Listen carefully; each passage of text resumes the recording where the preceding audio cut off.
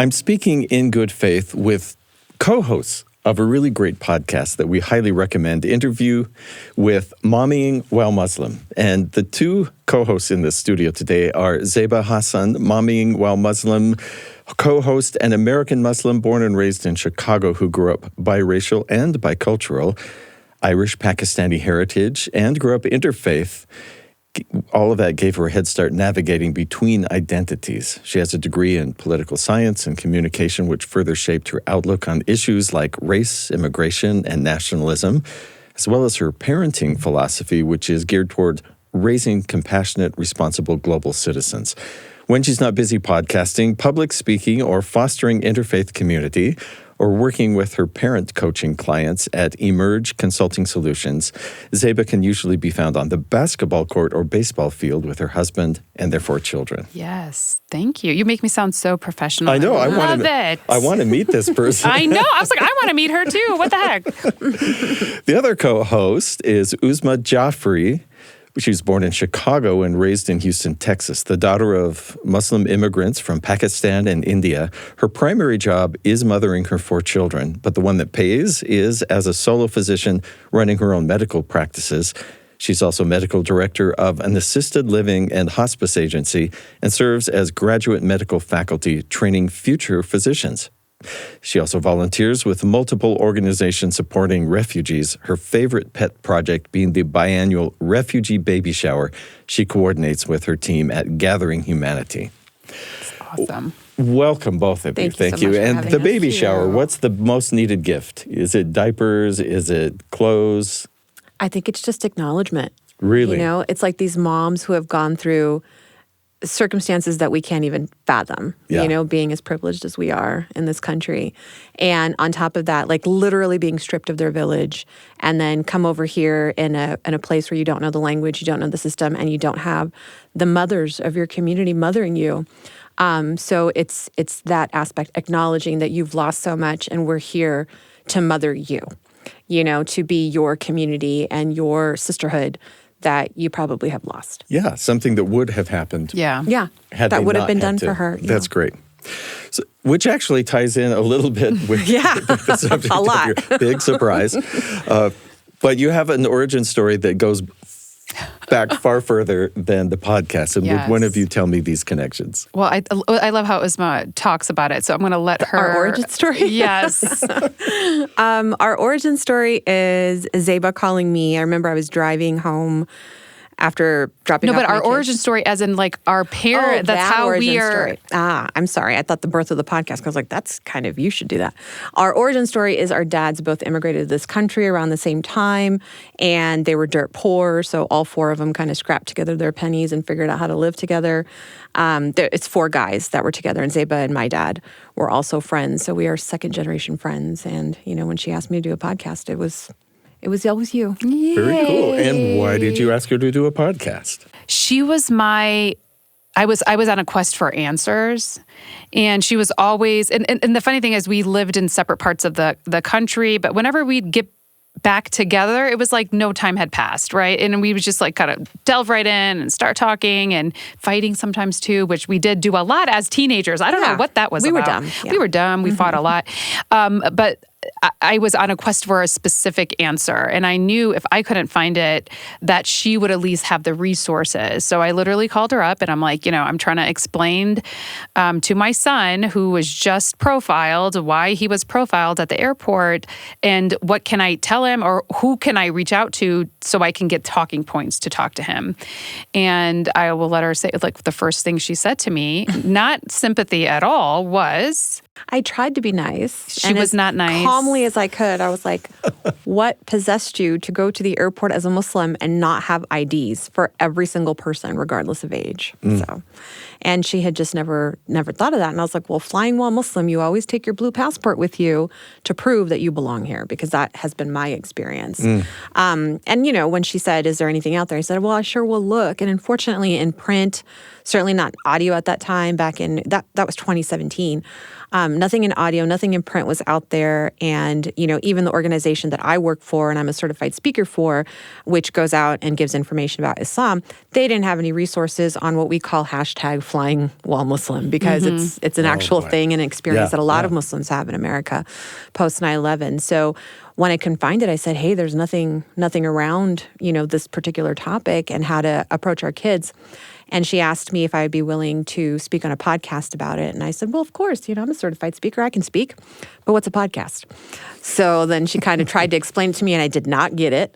And we were going to get back together, reconvene in a few weeks. And of course, we're mothers and life happened. I think it was before summer. Yeah, it was right before summer programs. Something happened. Yeah, something happened. Or maybe school started. Yeah. School started. We got really busy. And then in the meantime, I discovered podcasts by accident because somebody told me there's a button on your phone and you can find them. And I thought, wow, there, I'm in. And I discovered a Christian pastor. Fell in love with her podcast and said, what she's doing is what we should have for Muslim women, because they would be turned off listening to her. I mean, because if they hear anything that's not exactly their creed, they're not going to give it any more, throw the baby out with the bathwater kind of thing. And I thought, let's be the Muslim Jen hat makers. So then I called her up and I said, if she's listening, please, Jen, we are really trying to get in touch with you. No, I'm kidding. So I wonder if I could just touch on the faith aspect just a little bit, and then delve into what you thought you were going to accomplish and what you are accomplishing. And part of that is just asking about the faith background of the home you grew up in. What were you taught? When were you taught? How did you absorb that? So this is how I describe it. I was born Muslim. I was raised Muslim, but I have chosen as an adult to stay Muslim because I went on my own spiritual journey. My mother is a convert or a revert, depending on which train of thought. She came from an Irish Catholic background, literally from the coal mines of West Virginia. Ended up in Chicago meeting my dad as a security guard and it was like Sears or something like that. And she thought, I said this earlier, but thought he was the cutest Mexican guy she'd ever seen because she didn't have any idea about what Pakistan was or India was. But she had, and I don't want to delve too much into her story, but she had her own spiritual journey, and honestly on her own went converted from Catholicism to Mormonism, actually, when she read about it at Chicago Public Library at 14. But she went on her own journey and became quote unquote Muslim because she said, I was at the library, I read this book, and she goes, everything it said resonated with me. So in her mind, she was like, I'm Muslim, even though she didn't go through the official conversion because she didn't know any other Muslims. She met my dad, and my dad was like, oh, I'm Muslim. And my mom said, I'm Muslim too. And he was like, how is this even possible?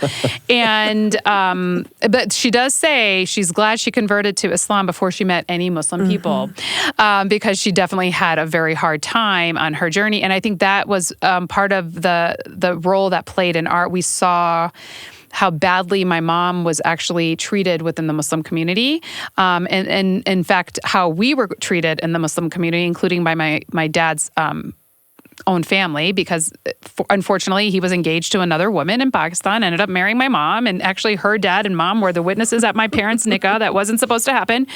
And we in summers would go to my grandmother's, which was my mom's maternal grandmother, and be with her for the entire summer. And we would go to church and we would do all the things that my grandmother did every since. So we were definitely raised in this multi-faith upbringing.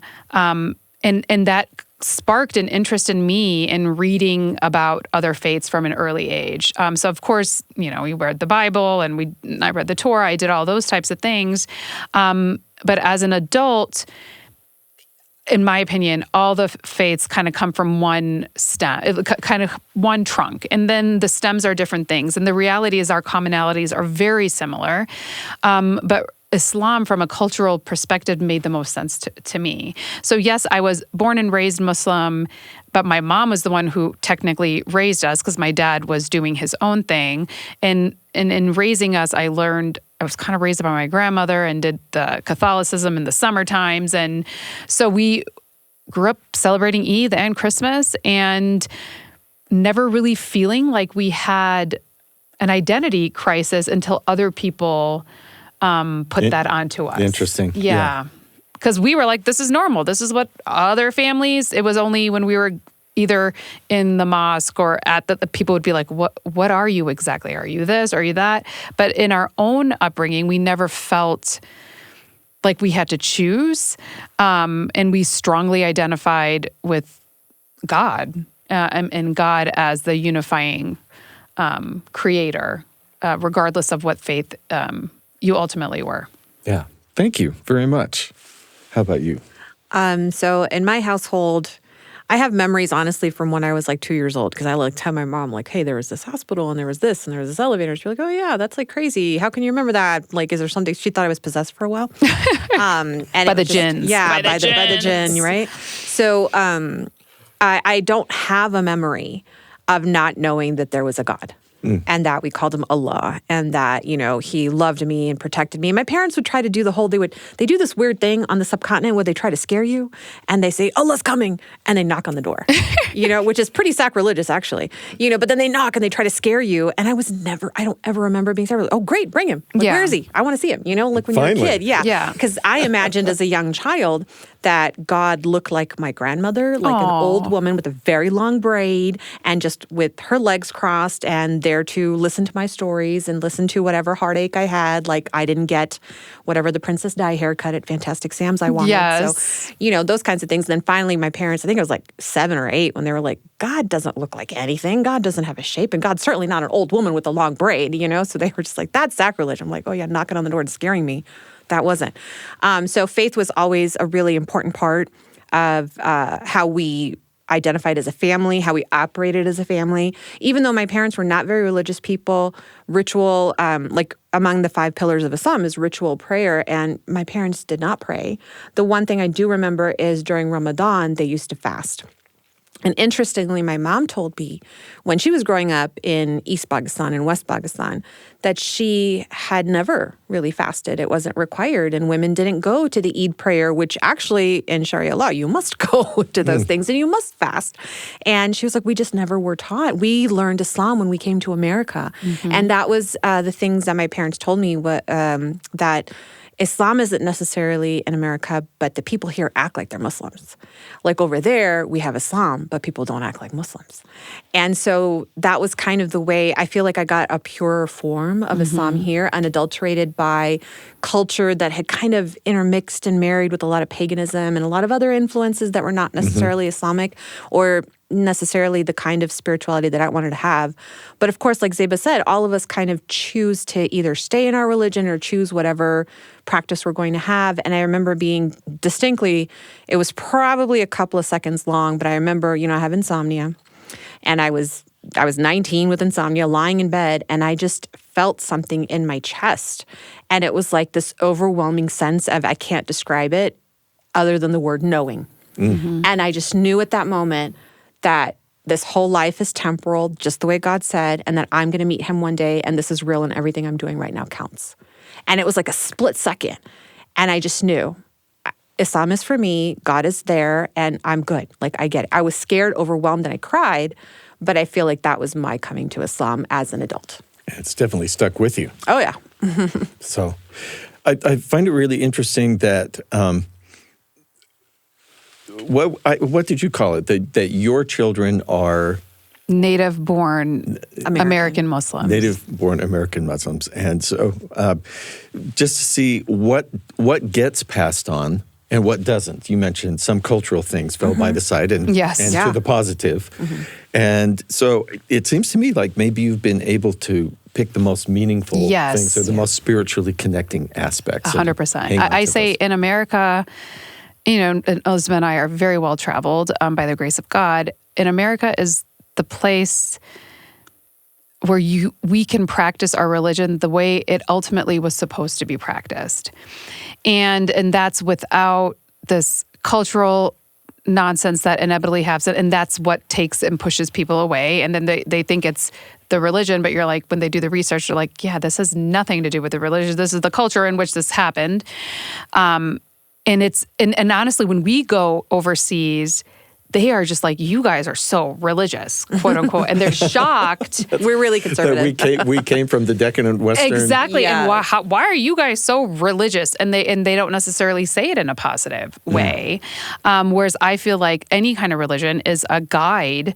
How I joke with my kids, nothing good's going to happen if you kind of go off the beating path, right? And it's good to go learn from your experiences, but really coming back, there's a basic core, there's a reason why for centuries, there's a core philosophy in all the religions, whether it's Hinduism, Buddhism, Jainism, Christianity, Jewish, Judaism, Islam. They all fundamentally say the same things. And it's the construct of the community and society that, you practice simple things. Don't make it complicated. And you kind of stay out of trouble for the most part. Yeah. Well, until you start a podcast. Until you stay out of the But then you can't let that lay heavy on you, right? Like, that's the thing. It's like the beauty of faith is knowing when you can let go. Yeah.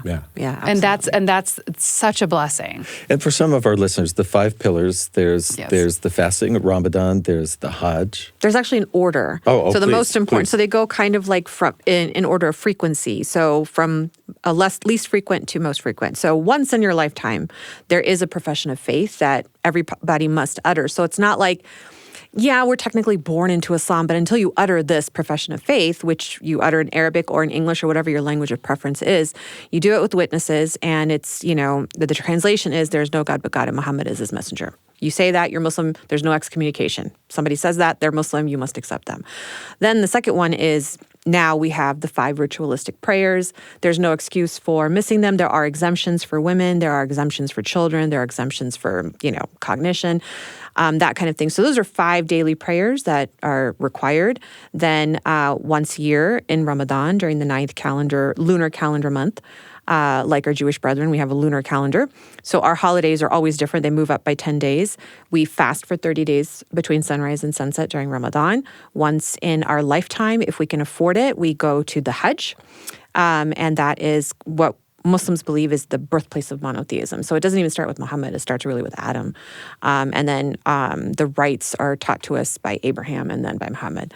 And then at the end of the year, after you've paid all your bills, whatever is left over, 2.5% of that goes to charity. And in Muslim countries, it's the treasury. Here, we give it to the masjid, and the masjid in my community, because Phoenix which we would say mosque. Mosque, Yes. yeah. The Arabic word is masjid, the place of prostration. There is... I just recently learned there is some talk about mosque is what the Spaniards used to call the Moors, and it comes from the word mosquito, and they didn't like them, which is why the Inquisition happened. So, but I don't think that's true. It's not verified yet. So we say masjid, but the masjid will collect it. And in Phoenix, because we are kind of like a refuge city we have a lot of refugees and we have a lot of asylees that come there, we give it to those in need who have lost everything. And they're one of the 7 categories that receive that donation once a year. So you have created this online community with a podcast, Momming While Muslim, and I wonder if you tell me how you pick your subjects. Most of that is me. Yeah, I was going to say, this is the production person. Yeah. I would say Thank most of the that Lord was me. for that. Yeah, that's kind of my wheelhouse. So I kind of design 6 months. I try to do 12, but it's kind of hard. So 6 months in advance, I already know like these are our series and these are our speakers. Now, does that change? Absolutely. Something catastrophic and big can happen, like the shooting at the University of Virginia. Or we have somebody who urgently reaches out to us and says, hey, I have this thing. And so we'll quickly try to develop a series around that, which is a lot harder, as you can understand, like getting guests to come in. You need a minimum of 4 guests to complete the series. So more and more, I would say it's becoming that, where we're designing the series based on what our people have asked us for. And we just tell them, give us some time. We don't have any in the first part of the year, but we'll try to put it in the last half, or, this has to come in 2024. So that's how we develop our series. And one of the most, I can't find the right word, disarming, surprising, sort of charming things that I heard today as you were speaking earlier in a conference was that you did not start off getting the audience that you hoped to speak to. Tell me about that, and then how you reached out or got a broader audience. I think it was because the evangelicals reached out to us that we have the audience we have today. Because without them, we would not have had, first of all, I mean, I guess to rewind back to what you were asking, our initial audience was evangelical men and a lot of Christian people. And who were curious about Islam? who were curious. And they were like, we've always wanted to talk to a Muslim and have a Muslim on our podcast. Or, you know, in this article, there was a podcasting magazine. There was an article about us in there as a new podcast. And then I think there's a whole Christian Podcasters Association, as you must know.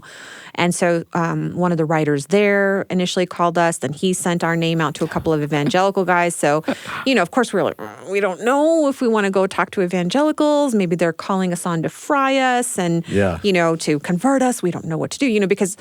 You know, while Zeba grew up in a very interfaith household, I did not. You know, I wasn't even allowed to join the Girl Scouts because my parents thought that was a way to convert Muslims.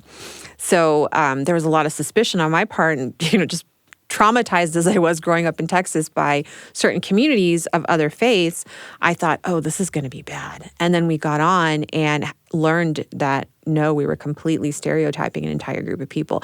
They were nothing but wonderful. And helped us grow, actually, because we did a whole Christian podcast tour after that and came on a lot of podcasts. And that's how our initial numbers went up. Interesting. Yeah. But at this But again, the key thing to figure out that we were also stereotyping people and made assumptions. And it was such a humbling experience. Huge learning because curve, they were one of our first supporters and like advocates and like got us to come on and speak at different podcast conference. And they were just what our biggest allies in the beginning when we didn't have a Muslim audience. Well, nobody continues listening to a podcast that doesn't feel relevant and real. And that I get from you two when I've listened, that you pretty much address any topic that needs addressing. Yes. Yeah. And it translates religions, I think. Yeah. Oh, yeah. Yeah, absolutely. The whole idea of speaking mom to mom, mother to mother, I mean, how much of that is not universal? And so I'm wondering, what is your favorite thing about the podcast that you've learned or how it's affected you or that you've connected with people about? And you may have totally different So my thing is, honestly, we're on our 5th year, which is kind of amazing. I'm not going to speak for Uzma. I can speak for myself. I feel like I have grown as a person in hearing, you know, different, because we've covered such a variety of topics, which I myself have had potential thoughts about. And then in meeting the person, we meet online, I've recognized, okay, I'm not as quote unquote woke or as open-minded as I originally thought that I was. And that was such a humbling experience for me. And I feel like the podcast has created my own spiritual journey in learning about myself. And I would even argue has made me a better mother as a result of learning from other women that are going through different things. Because it doesn't matter how many kids you have or how much quote unquote experience, everybody's experience is different. And if you're willing and open to be receptive to that, it's such a gift to be able to do that. And you gain so much knowledge and connection from that. That's been my biggest surprise and amazing experience for me. Nice. Yeah. Nice. For me, I remember the last big fight we had, we were 20. That's true. We had a big fight. We had a big fight, and Zeba was like, you're so judgmental. And this was my religious zealot period. So I dressed way more conservatively than I am now. And just believed all these things and, you know, wanted to be this perfect Muslim. And I was trying to make her be a perfect Muslim. And she was like, you're so judgmental. And she was not wrong. You know, but of course, then again, we were like 2021. 4 years later, I grew my frontal cortex. It started working and lighting up, which was fantastic. But it is through this podcast that you learn how judgmental you are. Yeah. And not only does it improve your relationships with, or potential relationships with strangers, because it's almost like this suspended belief in all of humanity, but also in your own children. Yeah. Because we take that back home, we take that to our kitchen table. And now when my kids do something ridiculous, it's like, I can be softer. I'm not coming at them from a place of how can you be so dumb? I might be thinking it, but I feel more loving towards them. I feel like I can give them more room if they do go off the beaten track. It's kind of like Zeba says, say it again, if it's meant for you, it will come back. And if it wasn't meant for you, then it won't, you know? So it's like, I feel like I can still be that loving parent that I don't think I could have been maybe like 9 years ago. Yeah, I agree. It's made a big difference in my life. Here's a personal question for you. Do you feel God is happy with what you're doing? Do you have a sense of that you feel you're doing something that pleases God? I do, because I'm a big believer in, everyone calls it woo-woo, but I'm a very spiritual person. And I'm like, listen, I was going to be like, we're cursed, or we're this, we're that. I'm like, no, listen, if it's not meant to happen, we just go on a different path. And I feel like for one, kudos to us. I'm going to pat ourselves on the back. We take everything with through God's eyes. And so if something like we get nominated for an award or whatever, like we have this concept called sadaqah, where you go and pay charity or do something. If something good happens, then you're like, I'm giving the blessings forward to somebody else. For every good thing that has happened to us, we always do that. We don't think it's owed to us because we think it's God's divine. Like, this is what God is trying to get us.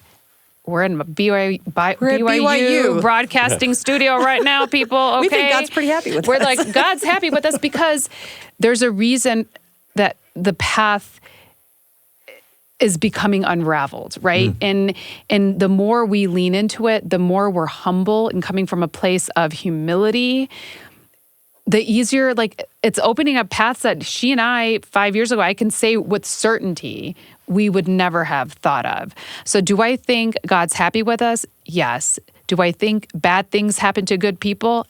Absolutely. But you can only lean into it, and just the negative things that happen, you're like, okay, it's a learning experience. Let's try to figure out, let's rewind and adjust. And I feel like the more we do that and we're open and receptive to it, I feel like the podcast has grown tremendously because we've leaned in versus fighting against. Yeah.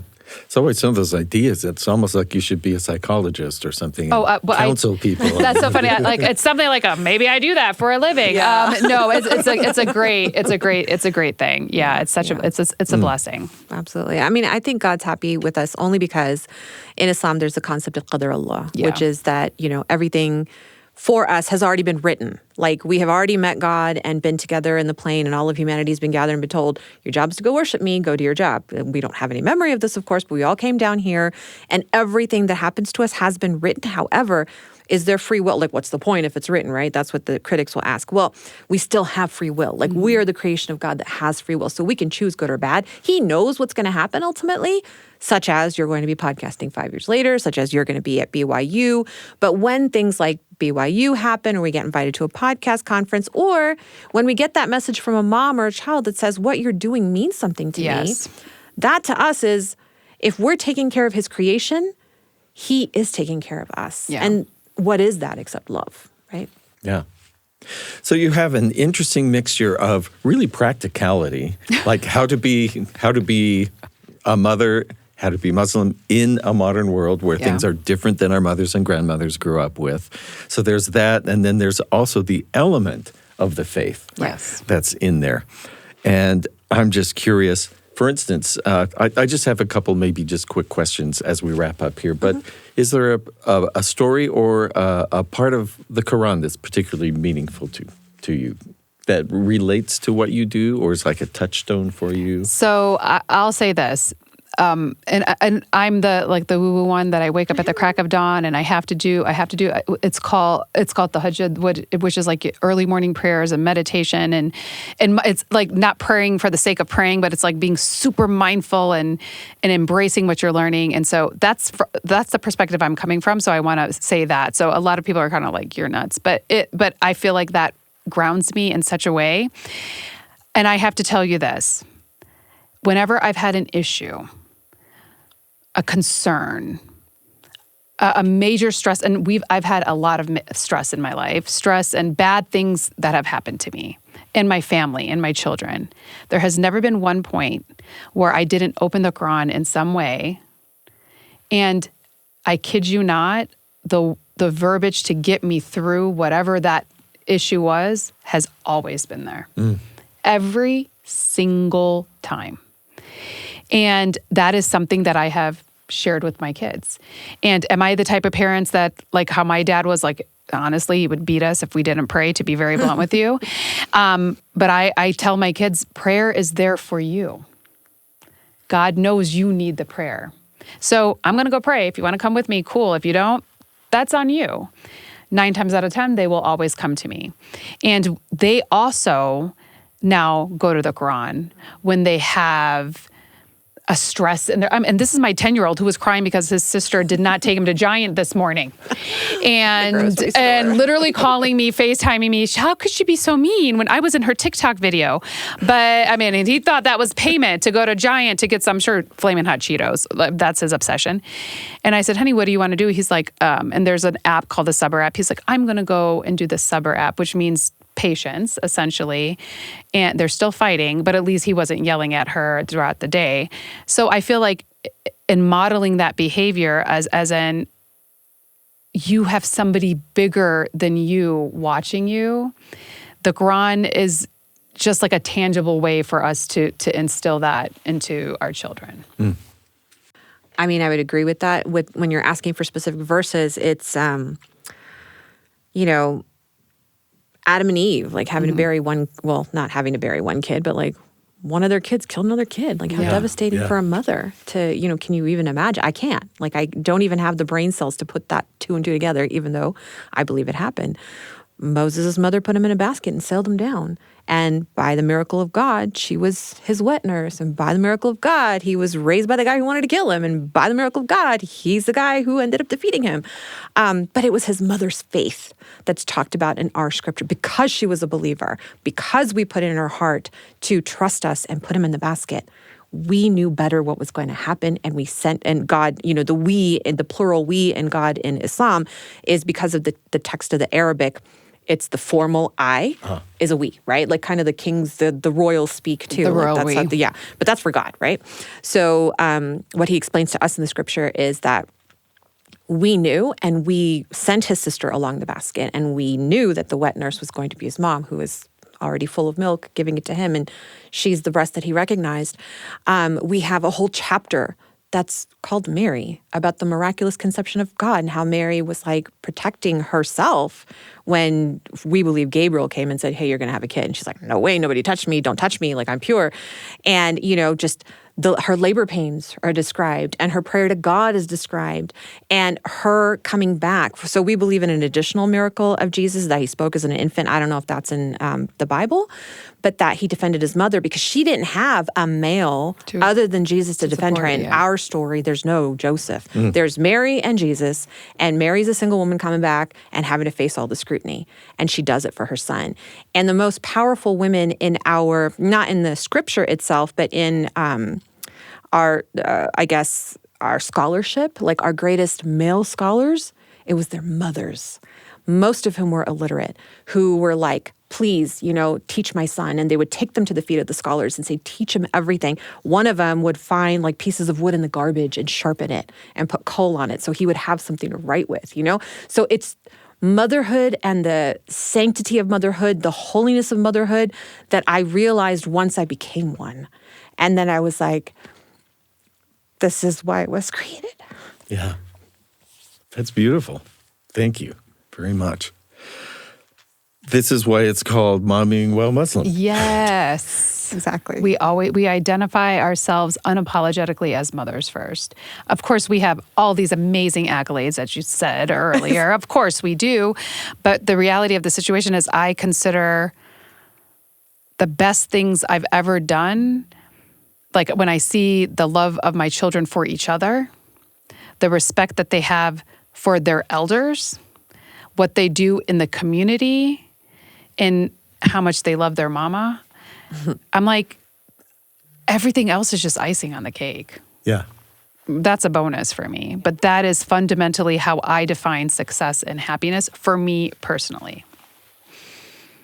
Well, I appreciate what you've shared. It's very moving to me and really just a delight to talk to you. Thank you so much for having us. And to hear your stories.